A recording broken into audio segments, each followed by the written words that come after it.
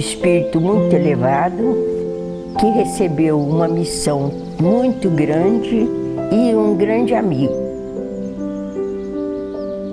Nasceu simples, viveu simples, morreu simples. O único homem que trabalhou durante 75 anos em favor de todos, menos dele.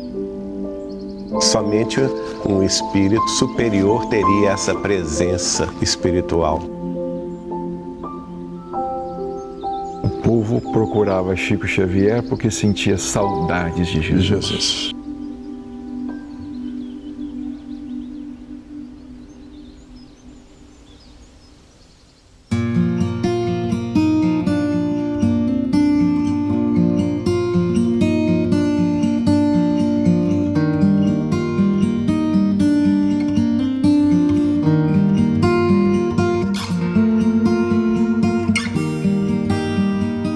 Eu não acreditava que fosse possível de existir um homem como Chico Xavier.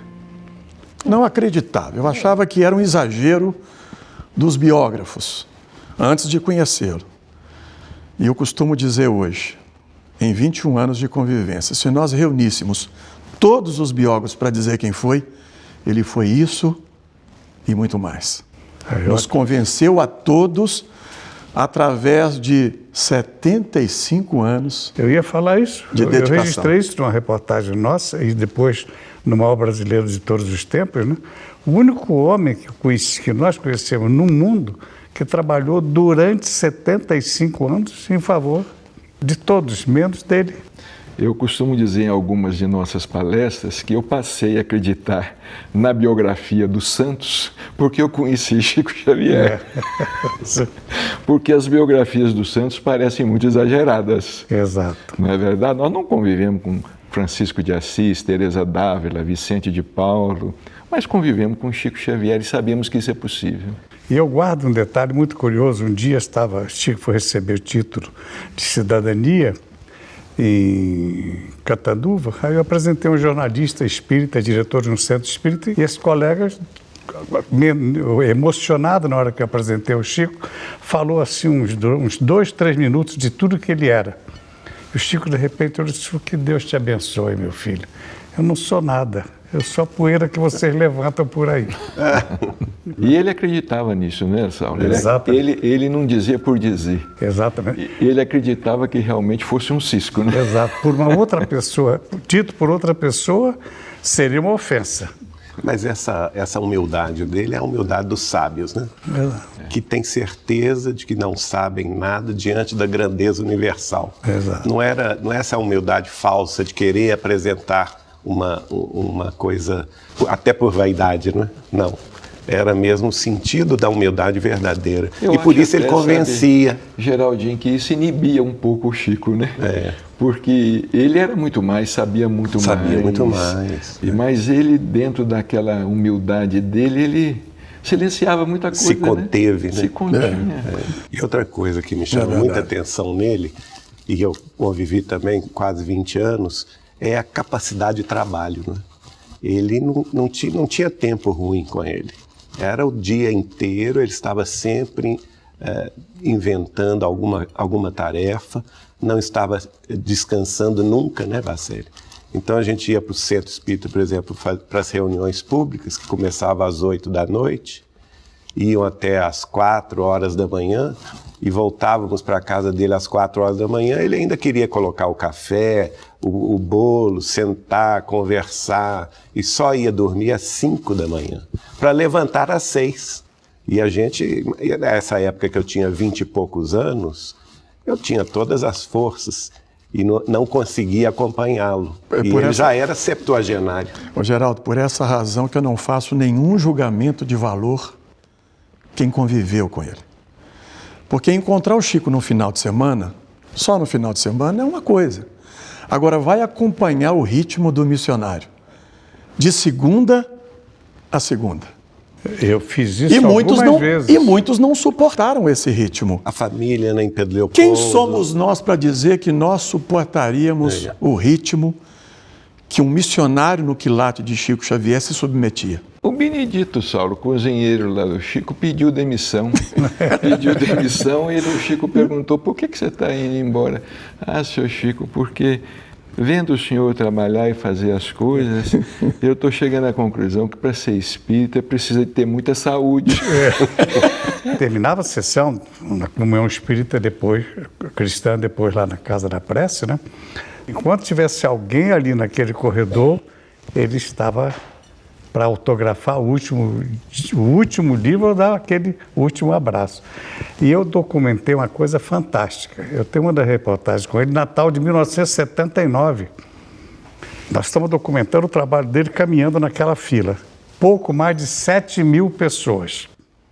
Depois de ver atendido com os seus presentinhos 7.000 e tantas pessoas, ele foi para o centro e por volta de 2 horas da manhã estava psicografando uma mensagem que está documentada, que foi a emoção, a felicidade que eu tive de gravar ele psicografando a mensagem de um menino chamado Paulinho, falecido tragicamente no acidente. Os pais estavam sentados.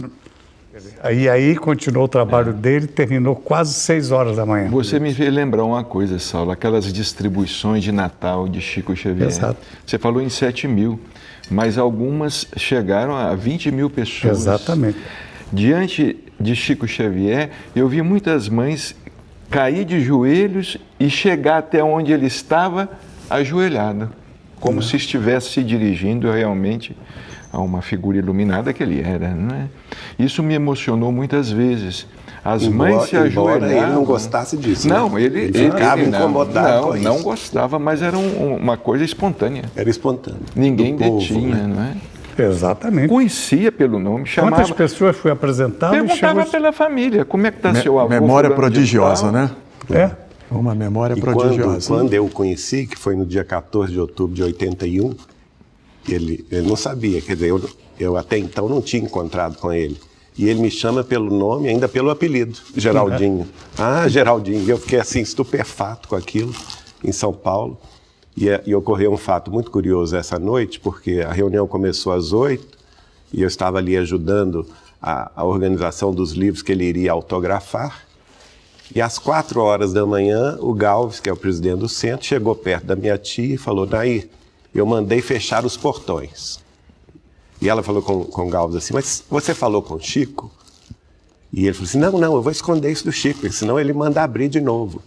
E ela riu, falou assim: ah, então eu duvido. Daí um pouco eu vejo o Chico chamando o Galves: Galves, vem cá, meu nego, abra os portões, por favor, porque enquanto tiver uma pessoa na fila, eu estou aqui para recebê-la.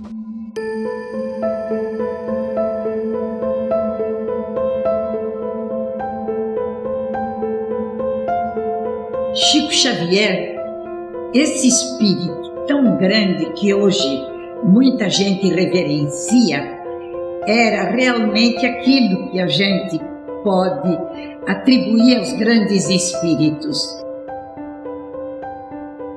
Através de muitos fenômenos que ele produzia, para mim, muitas vezes inexplicáveis, eu via que dos médiuns que eu conhecia, ele era o maior.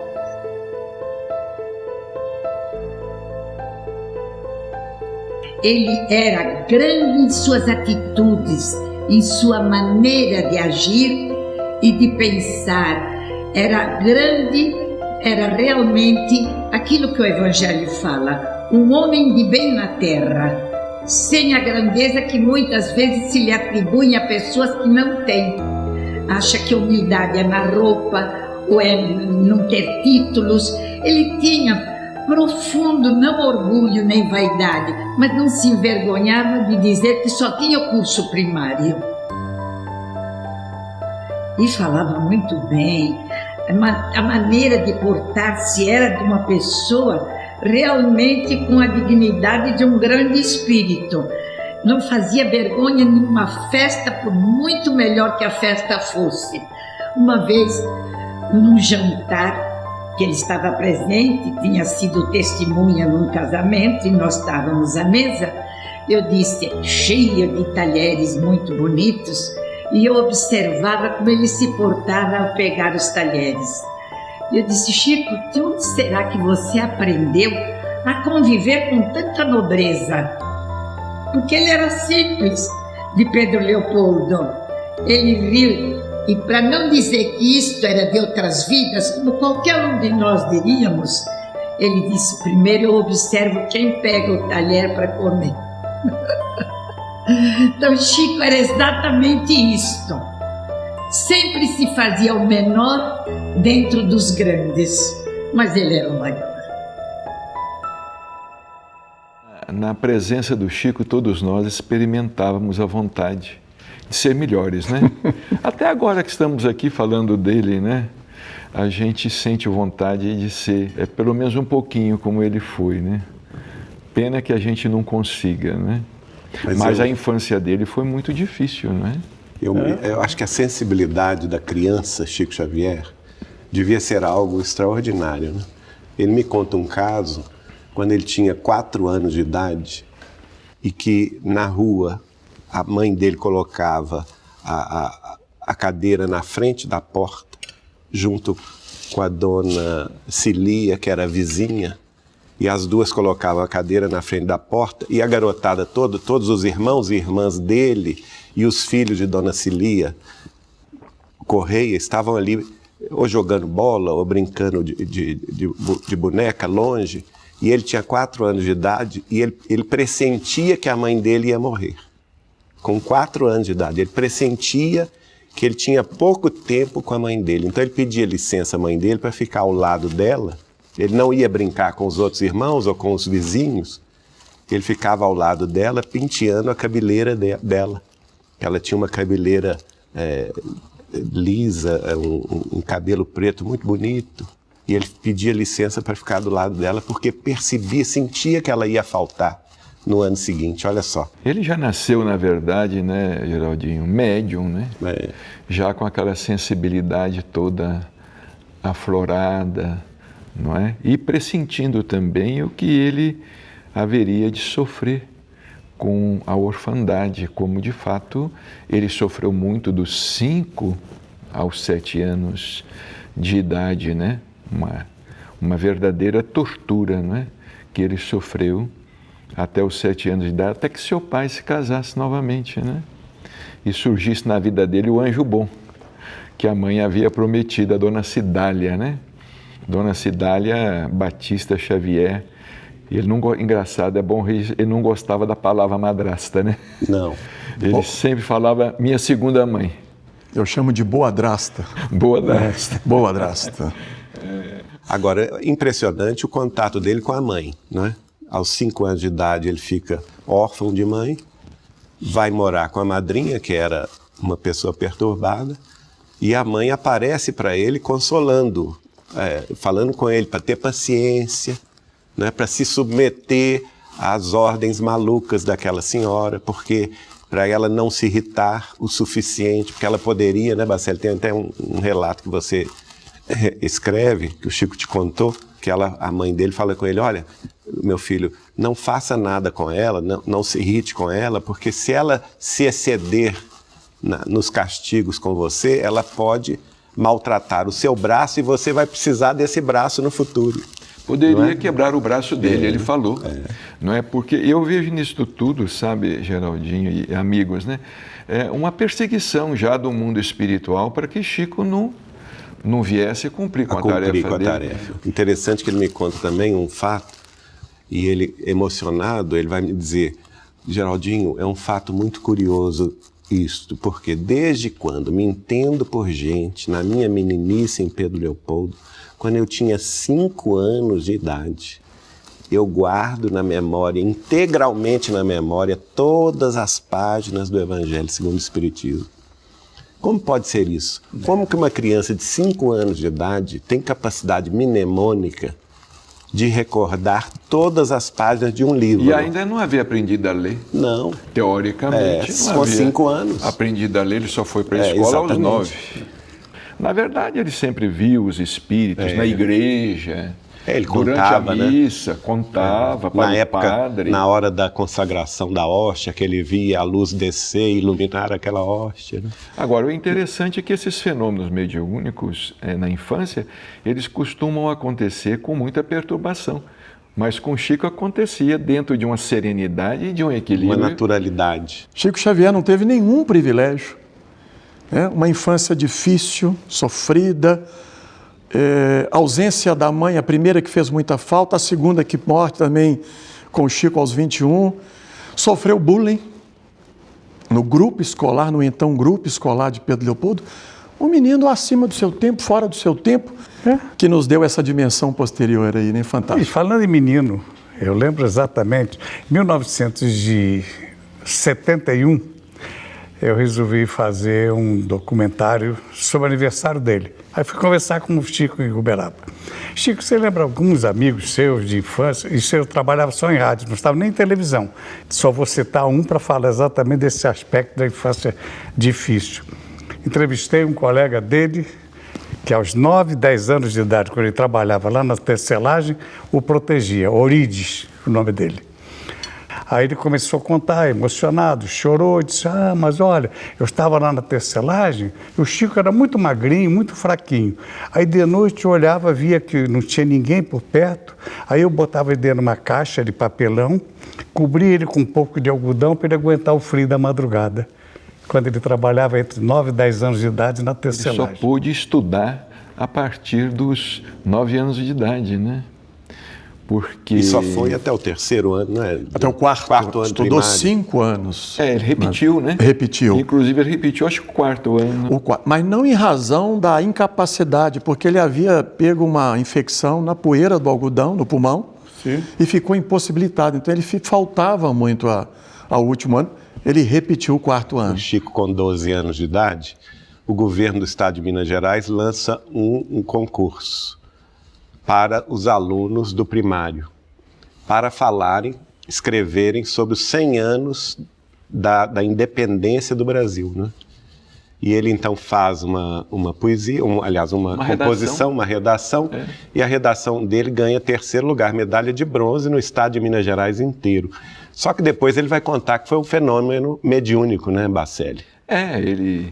Muita gente diz, o Chico começou a psicografar aos 17. Oficialmente, sim, que ele se tornou espírita, né? 8 de julho de 1927, mas, na realidade, extraoficialmente, a primeira psicografia aconteceu aos 12 anos de idade, porque no momento de fazer a redação, ele viu um espírito, viu e ouviu um espírito ditando que ele deveria começar a escrever. O Brasil, descoberta por Pedro Álvares Cabral, e assim começava, não é? A redação. E o Chico ficou espantado com aquele fenômeno, perguntou a um colega que estava ao lado dele, chamava Alencar de Assis. Disse, Alencar, tem um homem aqui e tal e coisa. O colega falou com ele assim, Chico, você está com medo da prova. Mas foi com 12 anos de idade. Vejamos que mediunidade extraordinária, não é? Recebendo um prêmio em todo o estado.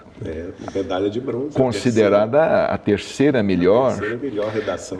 Talvez, se não tivesse alguma questão política, pudesse ter sido o primeiro lugar. Ô Bacelli, depois de ter perguntado ao colega, ele se levantou e se dirigiu à professora Rosária Laranjeira. Ela falou assim, professora, tem um moço ali me dizendo para anotar uma composição. Que eu devo escrever. Ele falou, não, Chico, isso está na sua cabeça. Amava o Chico, mas também não compreendia, né? Não, Chico, vai lá, escreve, isso é da sua cabeça. E ele voltou. E ainda nessa redação, quando ele ganhou o prêmio, os coleguinhas acharam que ele teria copiado de algum lugar.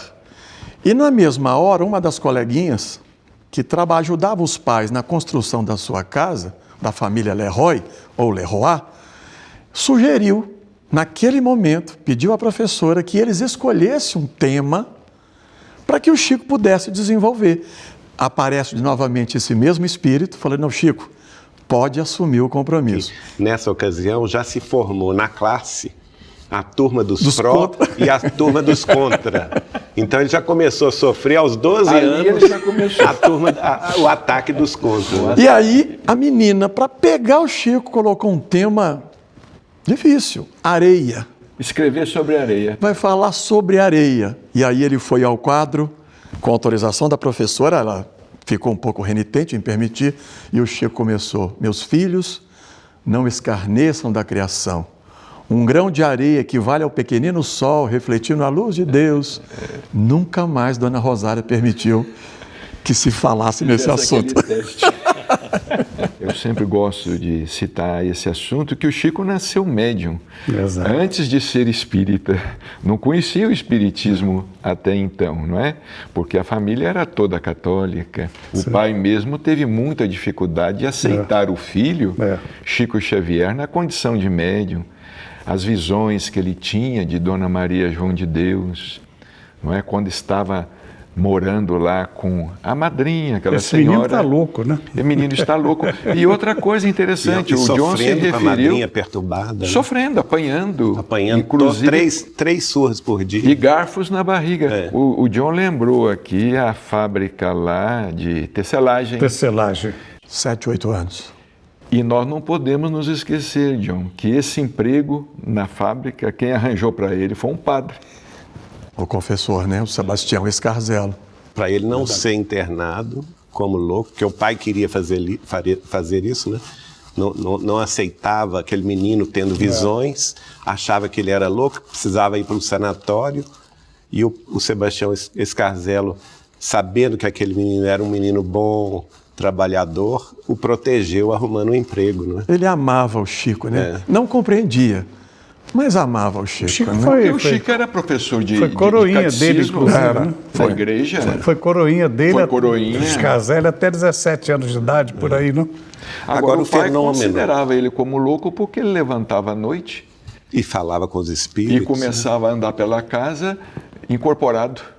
E dando notícias do pessoal de Pedro Leopoldo, que já tinha morrido. Já tinha desencarnado.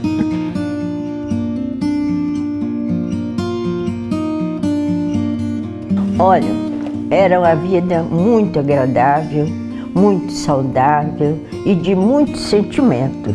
A gente, por exemplo, trabalhávamos, o Chico trabalhava, eu trabalhava no escritório do Ministério da Agricultura, que era na fazenda. Que havia muita ordem nesses dois tipos de trabalho que a gente tinha, o espiritual e o material, né? Nunca a gente misturava, não, certo? E isso foi uma coisa muito interessante de aprender, né? Então, quando chegava um assunto, alguém assim, que queria, vinha de longe, não sei o quê, chegava, falava, meu pai queria, porque tinha que fazer, papai orientava certamente para a noite irem para o culto lá em Pedro Leopoldo, né? Onde Emanuel ou outro espírito estaria pronto para receber, né? Para orientar.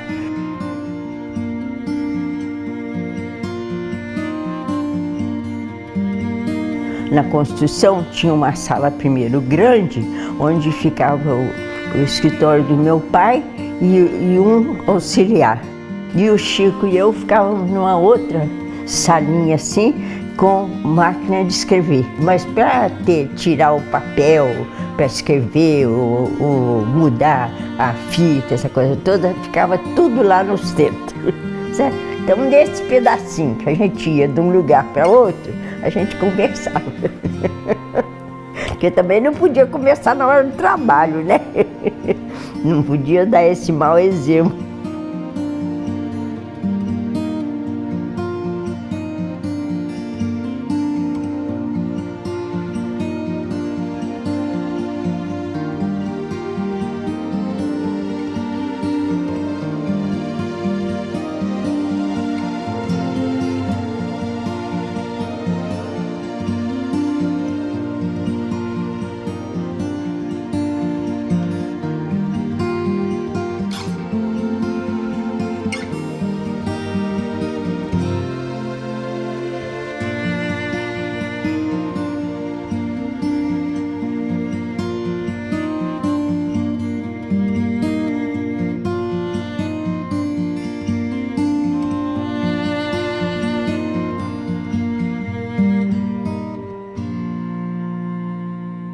Ele vai me contar um fenômeno que também me impressionou muito, que é a morte de Dona Cidália. A Dona Cidália, que era a confessora dele, porque na infância ela fala com ele, não, Chico, você não fica contando isso tudo que você vê para os outros, não, conta só para mim. Ela foi uma protetora... Sem entender também, né? Sem entender também, mas era a confessora dele, porque ele contava tudo que ele via. E ela desencarna no dia 19 de abril, né, de 31. 31. Ele me conta que ela aparece, ela o chama, já doente, muito debilitado, chama na cama e fala com ele, ô Chico, eu estou indo embora. E ele me conta que ele chora no pé da cama dela, fala assim, não faça isso, a senhora é minha mãe, e a senhora é com quem eu conto, se a senhora for embora eu vou ficar sozinho aqui, não é? E de fato no dia seguinte ela desencarna, ela teve o pressentimento que ela ia desencarnar. E o Chico me conta que no velório, aquela época se fazia o velório em casa, né? Colocava-se o caixão ali na mesa principal da casa, e a família, os vizinhos vinham, e ele estava numa profunda angústia. Ele vai me dizer que essa noite talvez tenha sido a noite de maior angústia que ele vivera.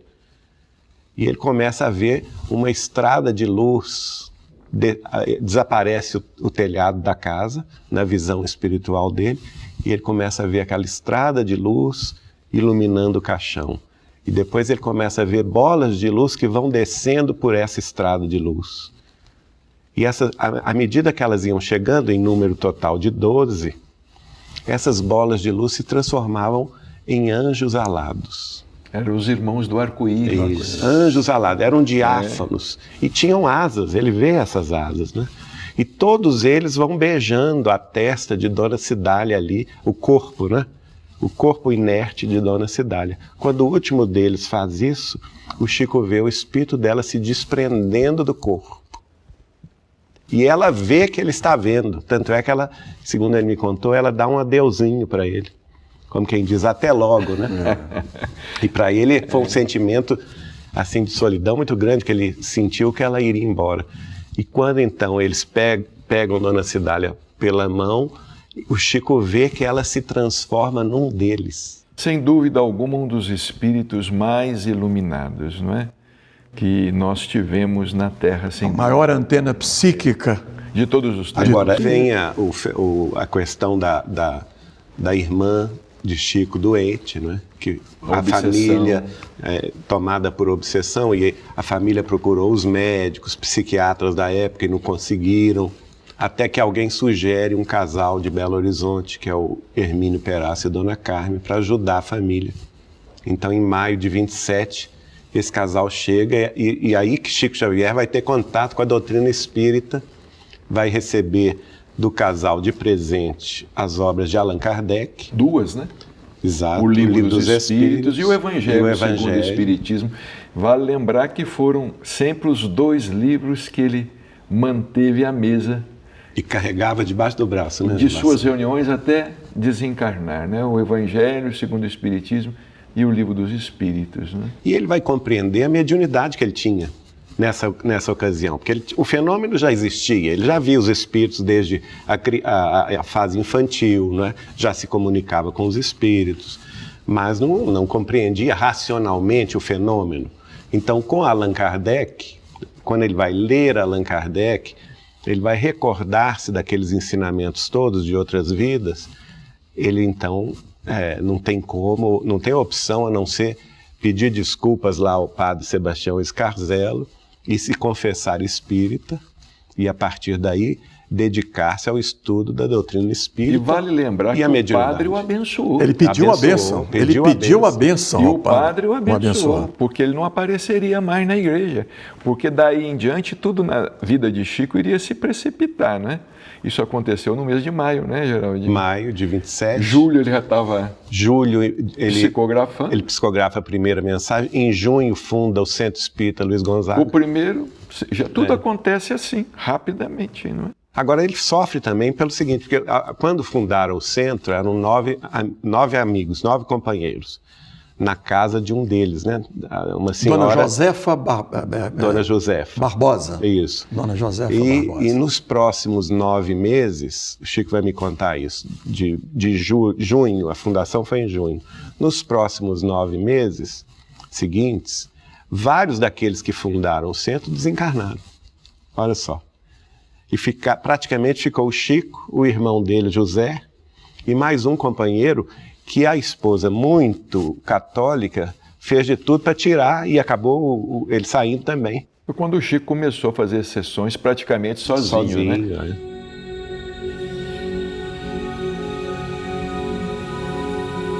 A psicografia de Chico dava testemunho de veracidade, coisa que muitas vezes a gente vê psicografia através de outros médios, mas não dão testemunho. O Chico, quando recebia a carta, ele dava recados que ele não conhecia, só a família sabia, ele dava datas, ele dava testemunho de veracidade daquelas psicografias.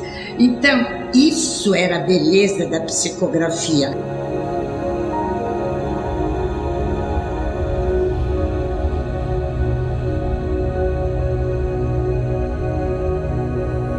Há tanto documento espalhado, realmente, e perdido até, que eu acredito que até futuramente se encontrará muito destas cartas através até de séculos. Agora, dentro disto que nós não temos, mas o que temos é tão rico que ninguém precisaria psicografar mais nada por séculos.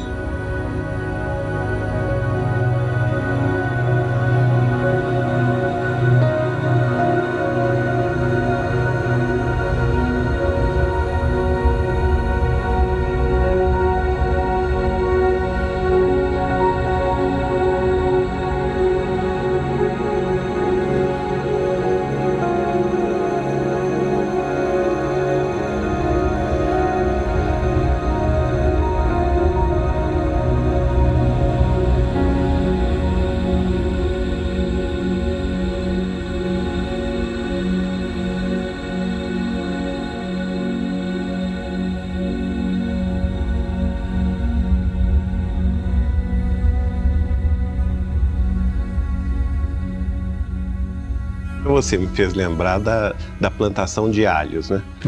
Que ele, a pedido do chefe dele, da venda, não é? José Felizardo Sobrinho. Felizardo Sobrinho, ele está lá regando o canteiro de alho e contava para nós que o espírito de Augusto dos Anjos, grande poeta brasileiro, iria declamar para ele aquelas poesias.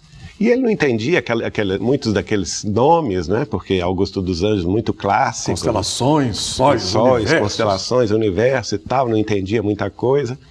E às vezes o Augusto dos Anjos se irritava com ele, porque ele não estava ali guardando na memória aqueles trechos todos. Porque depois ele tinha que chegar à venda e escrever tudo aquilo que ele tinha ouvido, né? Quer dizer, a mediunidade de clareaudiência, associada à clarividência, quer dizer, via e ouvia o espírito, né? Até mesmo antes da psicografia. Antes da psicografia. E para depois colocar no papel. Chico, escuta isso. Venho da fonte eterna das origens, no turbilhão de todas as vertigens, em 1000 transmutações, fundas e enormes, do silêncio da mônada invisível, do tetro e fundo abismo negro e horrível, vitalizando corpos uniformes. Glória à matéria cósmica, energia, potencial que dá vida aos elementos, base de portentosos movimentos, onde a forma se acaba e principia.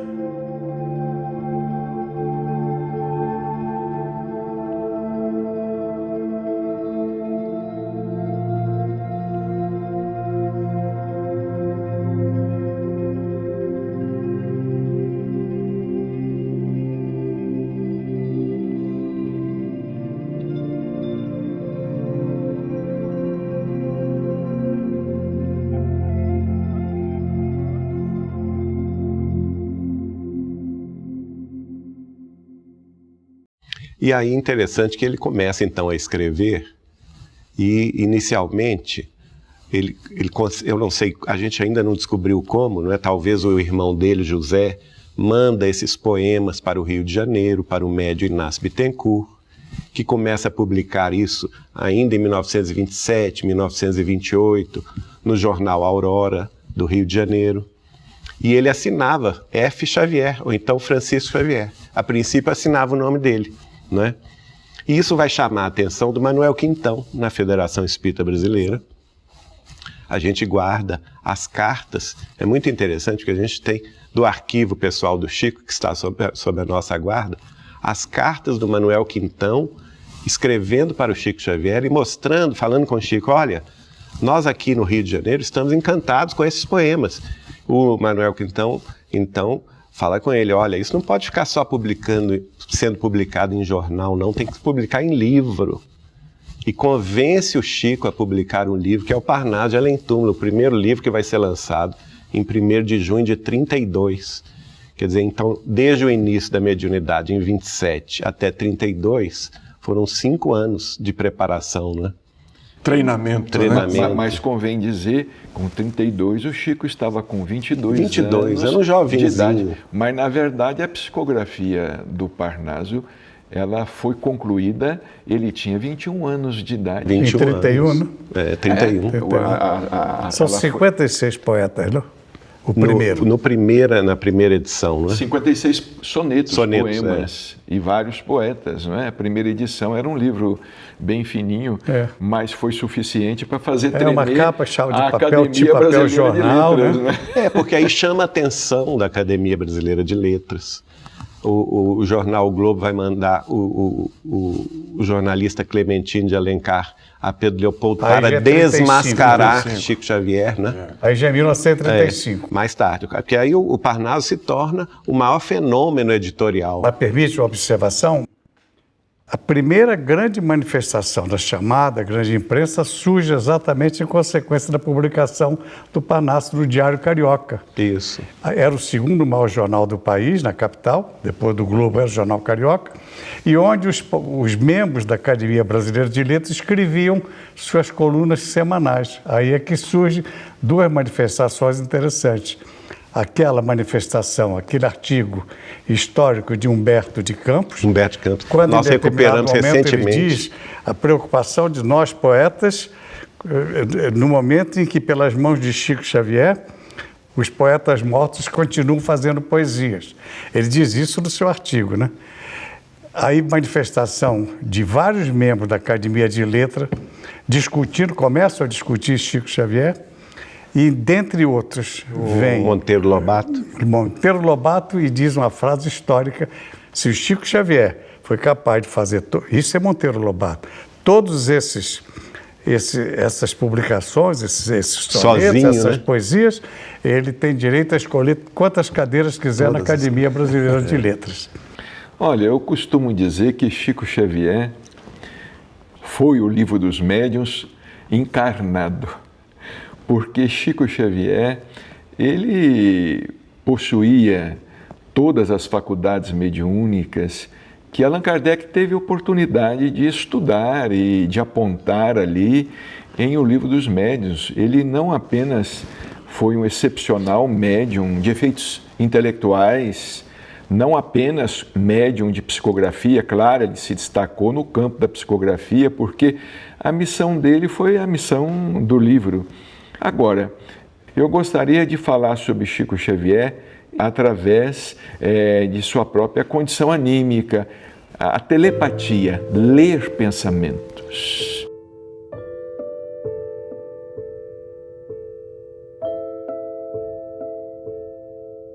Chico conhecia tudo através da sua mediunidade.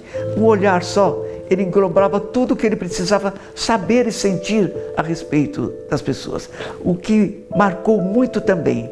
Eu não sei se eu poderia dizer isso, que era um fato mediúnico ou simplesmente mental. Nós costumávamos estar, eu diante dele quando ia a Uberaba. E muitas vezes, quando ele queria falar comigo, ele falava mentalmente. Eu conseguia captar, porque havia realmente muita afinidade, onde ele queria me encontrar. Mas o mais importante ainda foi no canteiro de amor perfeito, que na minha casa tinha um canteiro de amor perfeito para Chico Xavier. E uma manhã eu fui saindo, me detive ali naquele canteiro e olhei para aquelas flores e falei, dia 17 eu vou fazer uma visita para o Chico. No dia seguinte, isso mentalmente, no dia seguinte eu recebi um telegrama de Chico. No dia 17 estarei em Pedro Leopoldo, mas no dia 23 vou receber a querida amiga em nosso lar.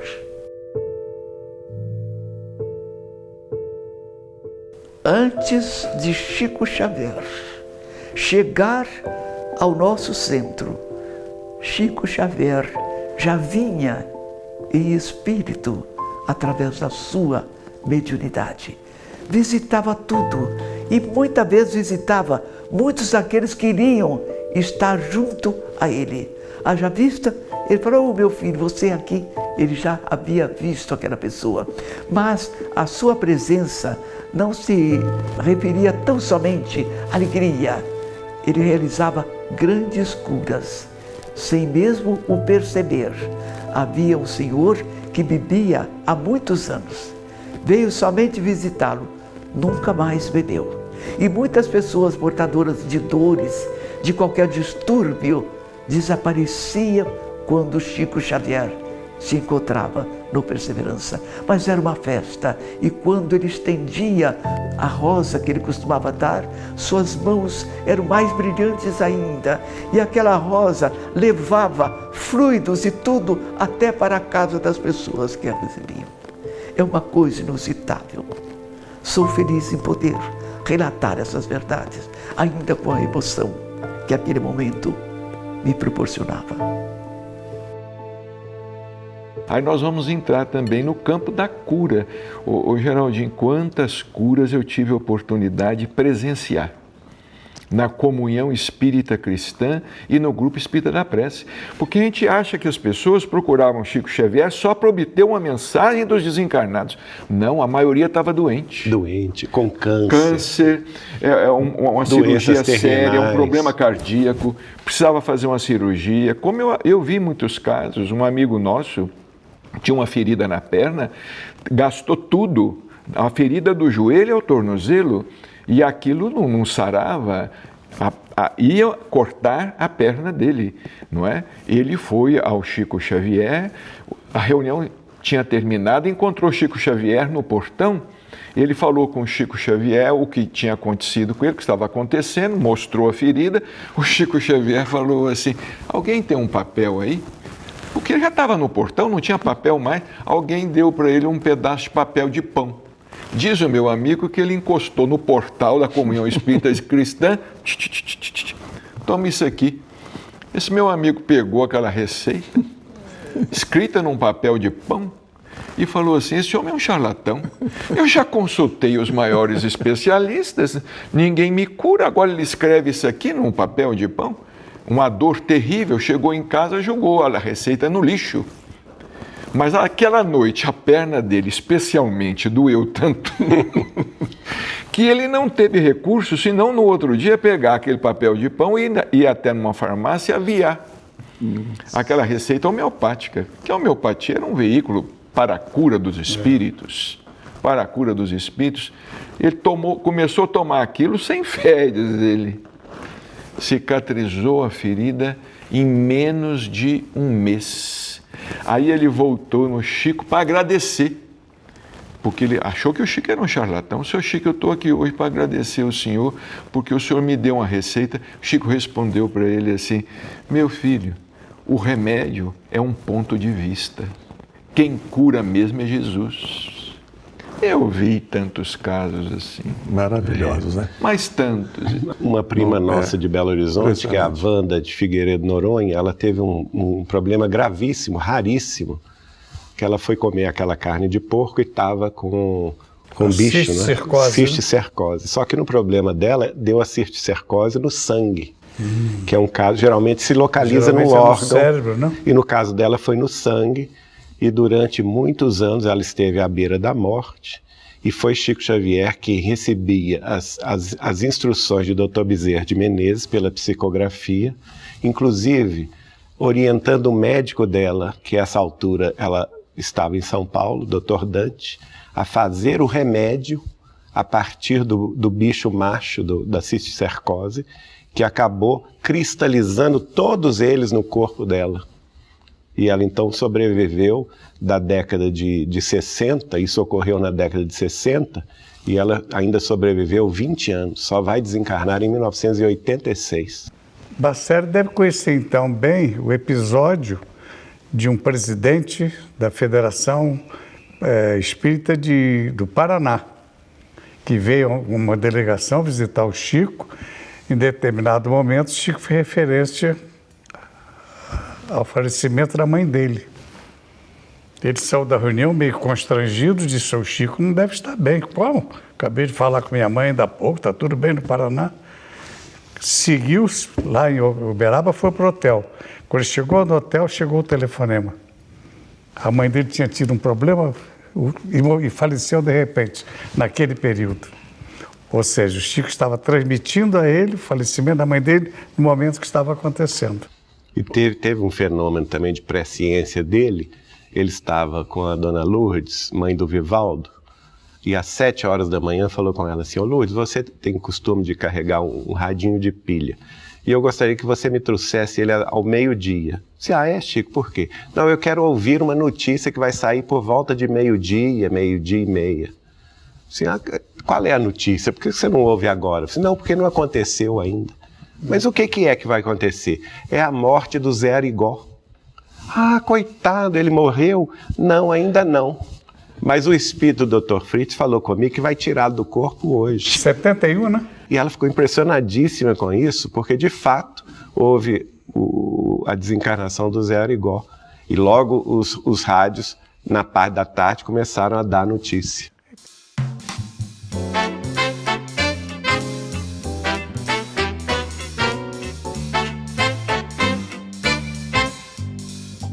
O pinga-fogo representou uma porta de conhecimento para muitos e quase que para a humanidade, porque o pinga-fogo percorreu o mundo, não só o Brasil. Então ele veio trazer para o Espiritismo tudo o que o Espiritismo precisaria para desenvolver-se e atrair pessoas de maior cultura e de maior relevância. Que nem o Chico poderia atribuir o sucesso daquele programa dentro do movimento espírita, porque realmente ele mostrou no pinga-fogo o que é o espiritismo. Muita gente, e hoje ainda alguns, pensam que espiritismo é falar com os mortos só. E o Chico no pinga-fogo ensinou que espiritismo é aprender a viver com o encarnado também. Foi um marco na vida da doutrina dos espíritos, um marco que nós, os espíritas, devemos muito ao Chico Xavier.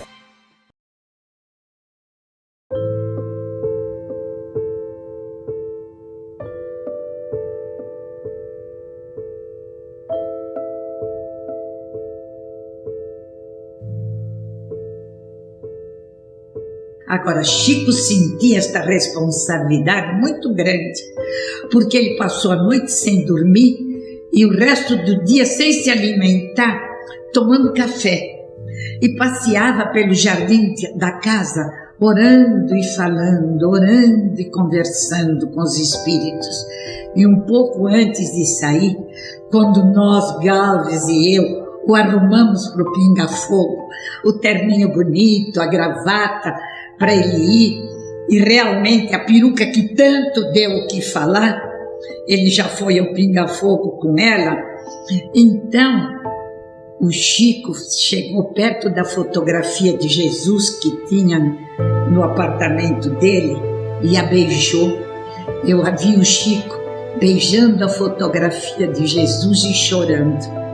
Ele sabia da responsabilidade que tinha em suas mãos.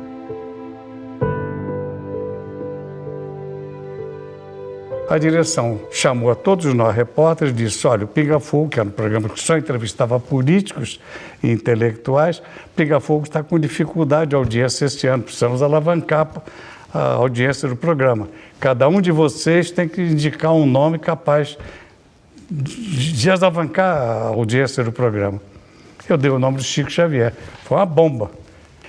Todos os diretores se manifestaram, 2 especificamente. O diretor comercial, Fernando Severino, disse, Saulo, você está louco? Já pensou que o pessoal do comercial, ninguém vai querer anunciar com a gente, botar aqui espiritismo na Tupi? E mais grave, a expressão de Cassiano Gabos Mendes, que era o diretor-geral. Saulo, nós respeitamos o seu trabalho, mas você quer trazer um pai de santo para o Pinga Fogo? Então veja quanta barbaridade nós ouvimos. Ignorância. Eu fiquei ouvindo parece os conselhos de Chico durante aqueles 3 anos. Mantive a calma, não perdi a esportiva, trabalhei por fora, consegui chegar ao senhor Edmundo Monteiro, diretor-presidente, e ele deu ordem para trazer o Chico para fazer o Pinga Fogo. Aí eu fui a Uberaba convidar o Chico. Primeira manifestação, eu disse, não, meu querido, procure outros companheiros aí. O meu nome não tem problema nenhum, mas a doutrina tem que ter muito cuidado. Eu não posso ir um programa desse. Conversamos um pouco, aí eu contei todo esse episódio a ele. Ele parou assim e disse assim, você acha que eu devo então o programa? Ficou aquele jeitinho dele. Ele olhava assim no alto, né? Disse, parou. Você pode avisar os diretores lá que eu vou ao programa, mas a responsabilidade é muito grande. Eu não vou corresponder a esse programa. A entrevista é pequena, né? É. Fomos para o programa. O programa 1h30 era o tempo máximo. Até dos anteriores, os programas anteriores? Até Fidel Castro, Juscelino Kubitschek, Brizola, Carlos Prestes, pessoas, grandes, importantes figuras da política que estiveram nesse programa, nunca foi além de 1h30. O senhor Edmundo Monteiro, presidente, que autorizou, estava em Guarujá, no seu apartamento, ouvindo o programa, assistindo o programa. Ligou para a emissora e disse, dá mais 1 hora para esse homem, mais meia hora para esse homem falar. Dá mais meia hora. E resultado, foi a primeira vez que o Pinga Fogo teve mais de 3 horas de duração. A direção me chamou e disse assim, Saulo, nós temos que organizar a bancada de entrevistadores. Diz exatamente o Cassiano Gabos Mendes e o Fernando Severino, o diretor comercial, confirmou. Já que vamos brigar com a Igreja Católica, não vamos brigar também com os espíritas, Magrão. Era meu apelido. Por favor, você convida os espíritas para entrevistar o Chico. Para surpresa de todos, a maior audiência da história da televisão em todas as épocas, como até hoje. Nós tivemos segundo Ibope, 86 de Ibope, com apenas 11% de aparelhos desligados. Aí, resultado, termina o programa, audiência inédita na história da televisão, repito, até hoje. Aí, passado um tempinho, surge um outro fenômeno que quem conhece televisão sabe que é impossível. Eu fui chamado pela direção, quase no fim do ano, e disse, Saulo, nós vamos fazer o último programa dia 21 de dezembro. Será que o Chico, Pinga Fogo, será que o Chico Xavier não aceita vir ao programa? E o Chico voltou com essas mesmas características. Esse programa, segundo, teve mais de 4 horas de duração. Então é a primeira vez na história, não é do Brasil, é do mundo, que um personagem na televisão, sozinho, um cidadão, responde ao vivo mais de 100 perguntas sobre os mais variados assuntos, que vai da ciência até conquista do espaço, passando pelos temas polêmicos como o homossexualismo, tudo isso que nós conhecemos, que está contido no Pinga Fogo. E outro fenômeno, a audiência repetiu-se nos mesmos termos daquela de... Ô Saulo, Chico Xavier não foi um anjo exercendo o papel de um homem. Ele foi um homem, como nós, de carne e osso, do mundo e no mundo, exercendo o papel de um anjo. Sempre. O fenômeno, inclusive, nós registramos, está na história, as ruas do bairro do Sumaré, que era o Alto Sumaré, um bairro de São Paulo e mais bairros próximos, por volta de 11 horas da noite, o trânsito estava totalmente interrompido. A direção da Tupi teve que pedir auxílio da Polícia Militar para organizar o trânsito. Pessoas saindo de casa para ir assistir, querendo abraçar o Chico, querendo ver o Chico. Não tinham como chegar. É como eu costumo dizer, pela primeira vez, através da TV, o Brasil viu a cara da doutrina espírita em Chico Xavier. Não é? Aí o Espiritismo, então, se mostrou ao Brasil e deu início a uma nova fase na vida mediúnica de Chico Xavier, como ele próprio nos disse. Exato. Depois do Pinga Fogo, começou na vida dele uma nova fase na vida mediúnica. E mesmo tendo fama, né, Bacelli? Você sabe disso? Fala para nós lá em Uberaba, ele tinha o hábito, por exemplo, de ir a um cafezinho, tomar um café. Café Milium, o famoso Milium. Ia aos Correios. Ia ao Correio. Ia à Livraria Católica. Sabe, ver a rotina comprar dele? livros na Livraria Ele Católica. Saía do centro, ia lá na caixa postal, 56 número da caixa 56, dele. 56 número da caixa postal, retirava, ele mesmo pegava aquele monte de material, ia ali no Milium tomar o cafezinho. Já não existe mais o Milium, o cafezinho, ele tomava o café. E a assistência, Bacelli lembra da madrugada? Maria Boneco, o caminho que ele tinha por uma louca que vivia na rua de São Paulo. Eu nunca vi o Chico fazer proselitismo. É querer que as pessoas sejam espíritas. Exato. Jamais, Eu né? nunca vi o Chico fazer, não, você precisa ser espírita. Você lembra? Então, Você precisa ler meu livro, né? Não, eu não falava isso. isso. Eu não fazia isso. Ele ia na cadeia, nós íamos com ele visitar os presos na cadeia pública de Uberaba. Ele levava para os presos o que os presos pediam. Uma vez, eu me lembro, um amigo, os presos pediam um cigarro.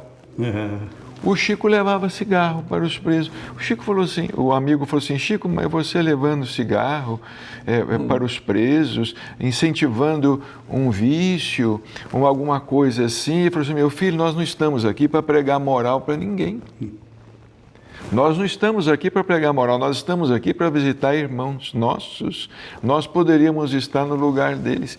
E uma vez ele psicografou na cadeia cercado de presos. Ele se dirigiu uma visita a ele ao Carandiru, o Luiz Camargo Wolfman, que era um grande, famoso até hoje, como um dos maiores diretores da penitenciária do sistema penitenciário de São Paulo, chamado de Luizão. E todo mundo preocupado com a segurança, ele disse, não, meu filho, somos todos, é tudo irmãos, são irmãos, deixa eu conversar com eles. Não querendo segurança, conversando com os presos, uma coisa fantástica, a reação do cara preso no Carandiru. O chefe do Carandiru lá, o delegado, não sei, o Chico queria abraçar os presos de alta periculosidade. É exatamente isso que eu estou contando, Luiz Camargo Wolfman. E eles não queriam que deixar. Era o diretor.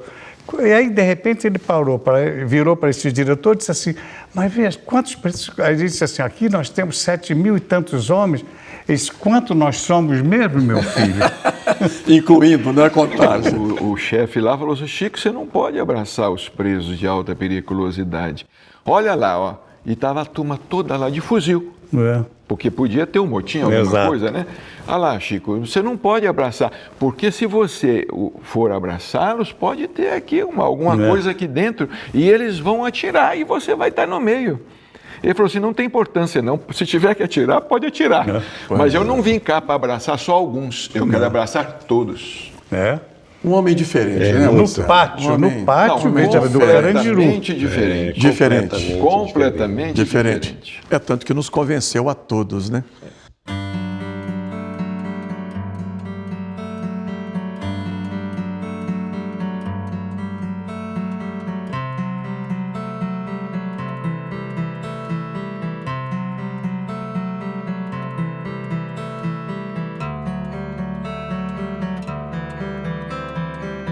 O Chico gostava de ouvir uma boa anedota. Não as contava e não as repetia. Mas quando alguém, certa vez, contou uma anedota para ele de Jesus, mas Chico ria tanto, ele achou tão espirituoso ligar o fato, assim como se Jesus estivesse entre nós e falando normalmente sem aquela empáfia Ele lá em cima e eu aqui. Então Chico era muito bem-humorado, adorava rir, gostava de futebol, adorava ver programas de televisão, de humor, não se escandalizava de nada. Nem quando alguém lhe contava uma anedota um pouquinho mais apimentada, ele ria, punha a mão na boca, mas não se escandalizava de maneira nenhuma.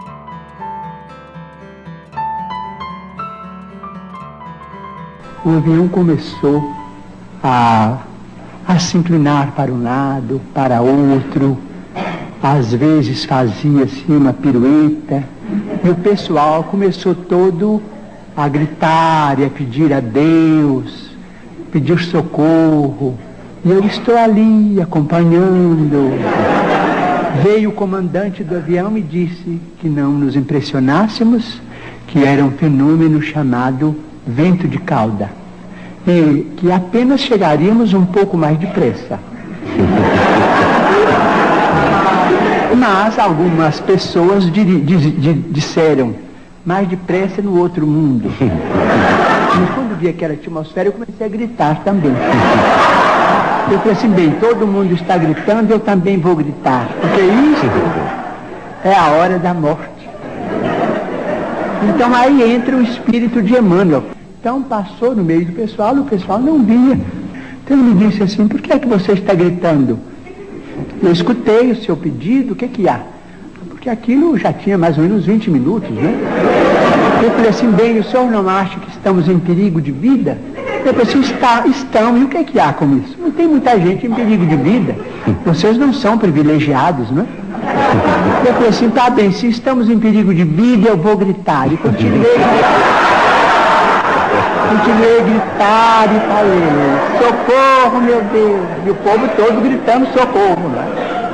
Então, ele me disse, você não acha melhor calar, parar com isso? Dar testemunho da sua fé, da sua confiança na imortalidade? Você, mas e a morte? E nós estamos apavorados diante da morte. Ele falou assim, está bem, então você acha que vai morrer? Eu falei assim, o senhor não acha que estamos em perigo de vida? Eu falei, estão. Eu falei assim, está bem, eu estou com muito medo, estou apavorado. Eu falei assim, está bem, então morra com educação. Cala a boca e morra com educação para não afligir a cabeça dos outros com seus gritos. Morra com fé em Deus. O Elvis faleceu no dia 16 de agosto de 77. Conheci o Chico em maio de 81. E na época se falava que Elvis não morreu. Lá vou perguntar a Chico Xavier. Morava em Pedro Leopoldo, Chico já em Uberaba. Não perguntei publicamente, em particular, mas receoso, mas perguntei. Não imaginava a dimensão e achei que ele me daria uma resposta perfeita do Elvis no mundo espiritual americano. Sabia de tudo, né? Aí eu falei, Chico, você tem alguma notícia de Elvis Presley? Ele fez porque ele tinha falado em Marilyn Monroe. Eu falei, deve saber também do Elvis, né? Foi a resposta mais decepcionante. Foi, Chico, você tem alguma notícia de Elvis? Não, meu filho, nenhuma. Eu assustei e ele termina assim, se você souber de alguma coisa, por gentileza, você me informa. O que reforça o que o Geraldo tem falado, muitos médiuns por aí, verdadeiros Rolando Lero, da escolinha do professor Raimundo.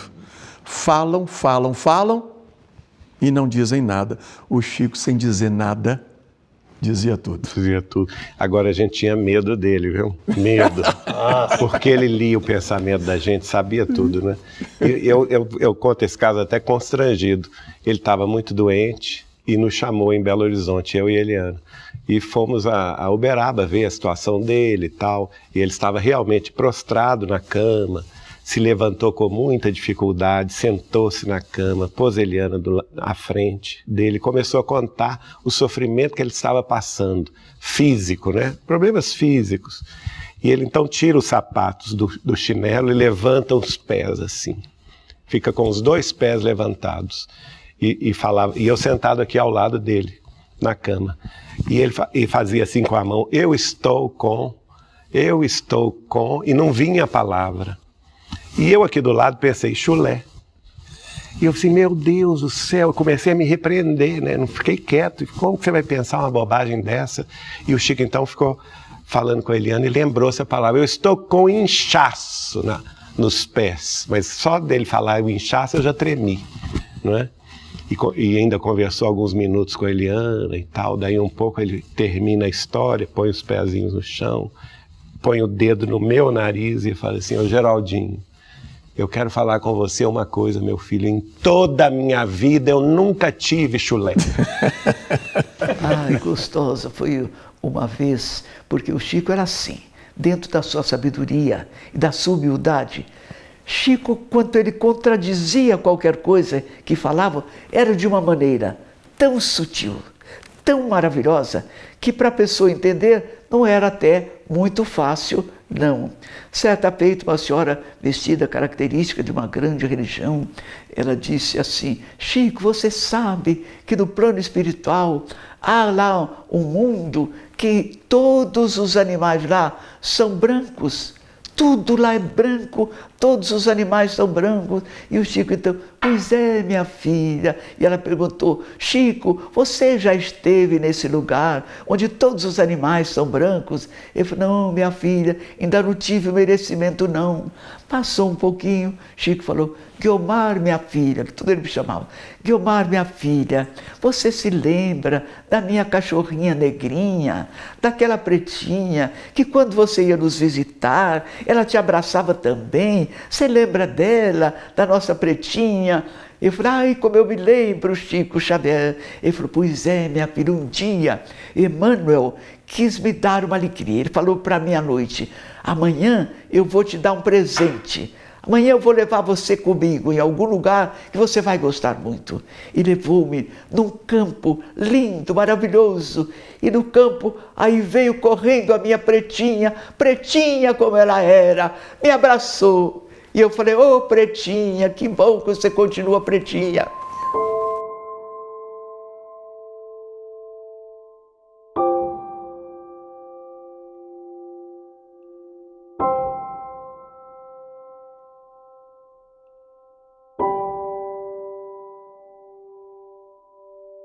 Ô Marcelo, eles têm me perguntado qual teria sido o maior legado de Chico Xavier.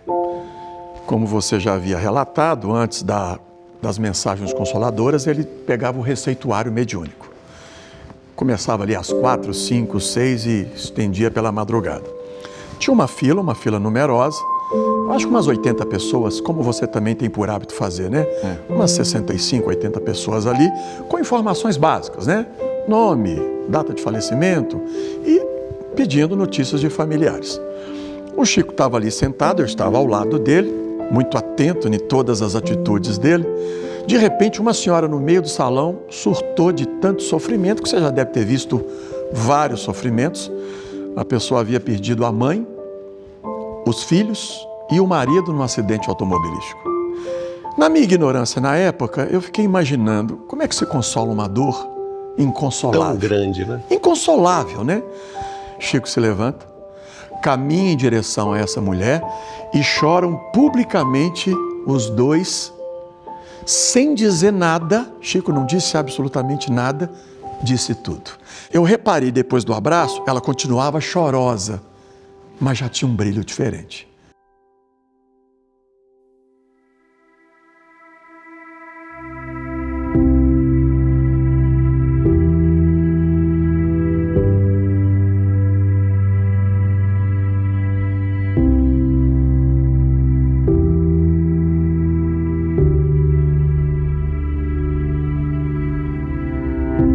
Chico está em transe. Como sempre, a sala está repleta. Sua figura é o ponto convergente de todos os olhares.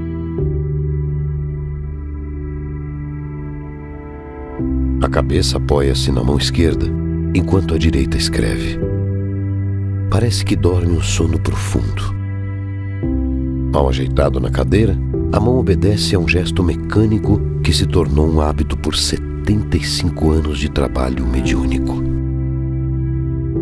O lápis parece flutuar. As letras se formam rapidamente, umas nascendo das outras. Num texto, que não parece ter ponto nem vírgula. Chico está em transe.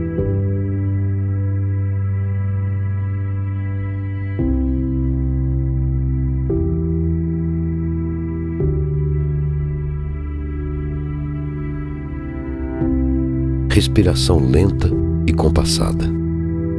Ele dorme. A entrega é completa. O espírito que redige possui o seu corpo, que reflete todas as suas emoções. O comunicante chora através dele.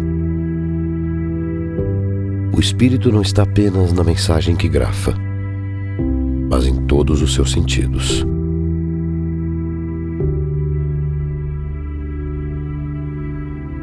Repasso o olhar pela multidão. Todos os fitam com certa curiosidade. Muitos duvidam, mas respeitam. O tempo passa. 1, 2, 3 horas. Chico continua em transe.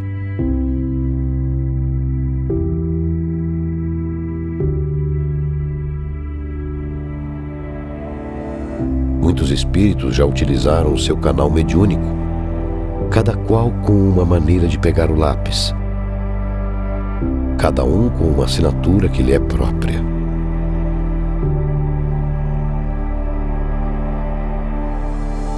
Depois de 4 horas de psicografia em público, Chico começa a sair do transe. Ele parece emergir de outra dimensão, retornando gradativamente. Sua mão deixa suavemente o lápis sobre a mesa.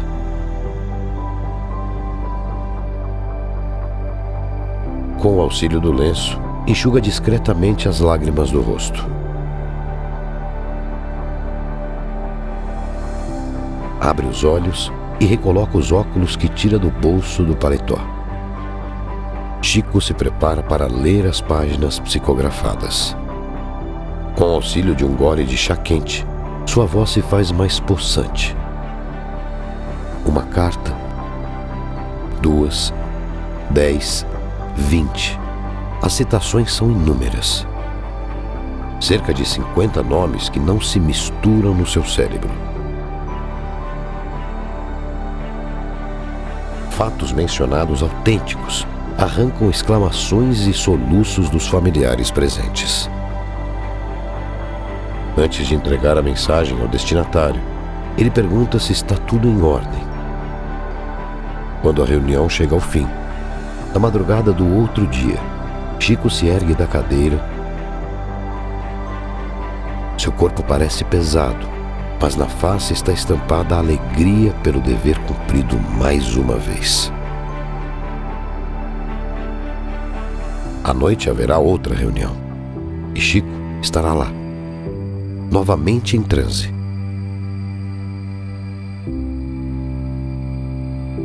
Assim como esteve praticamente em toda a sua vida.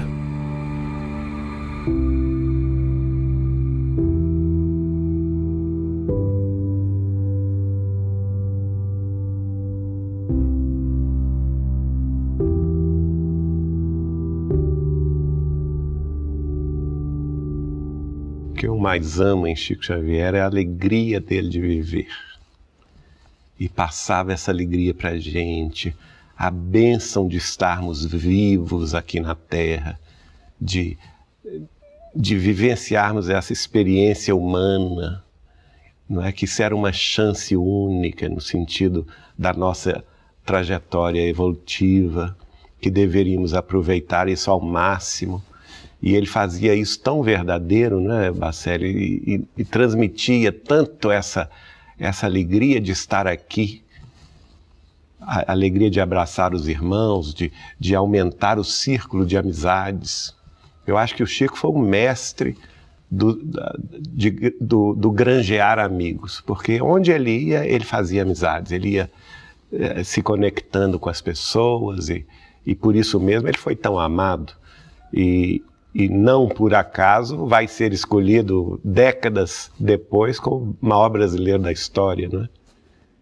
Por quê? Não foi voto de espírita que colocou ele nessa posição. 1.300.000 votos, um pouco acima disso. Isso é acho que é a maior manifestação de carinho, de amor da população de um país inteiro. Porque o povo respondeu esse amor que ele nos deixou. Exato. Essa alegria que ele deixou para nós de transmitir o pensamento do Cristo atualizado pela doutrina espírita, sem fórmulas, sem pompas, sem circunstâncias. Pai espiritual do Brasil. Eu tenho muita saudade, sabe do quê? Do porto seguro que ele era e é.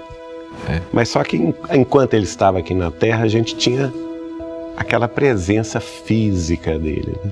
Esse porto seguro da gente saber qualquer dificuldade, qualquer luta, qualquer dor, a gente chegaria em Uberaba e teria uma palavra dele. Não precisava falar muita coisa, né, Baceli? Nada, né? Às vezes chegava calado e ele já vinha, contava um caso que se encaixava perfeitamente naquela dúvida, naquele sofrimento, e aquele caso nos orientava pelos próximos anos ou pelos próximos meses à frente. Eu tenho muita saudade desse porto seguro. Gratidão eterna, né? Gratidão. Gratidão, acho que é a expressão, né? Gratidão, sim. Pela paciência. Ele tinha aquela frase que sei o que devo ser e ainda não sou.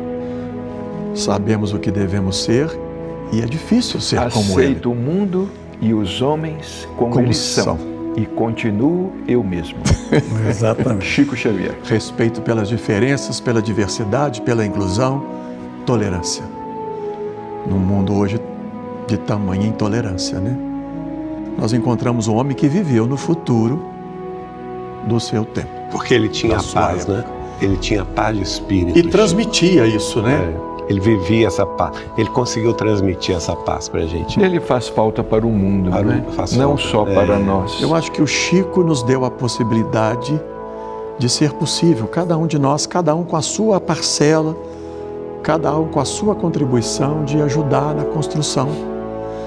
Aquela frase que ele mais gostava, a melhoria do mundo começa em cada um de nós. O Chico, ele não inventou nada, ele só simplesmente mostrou essa possibilidade. Reviveu o Evangelho. Em sua pureza e na sua simplicidade. Aí agora a gente quase que termina a nossa prosa como começamos, né? O povo procurava Chico Xavier porque sentia saudades de Jesus.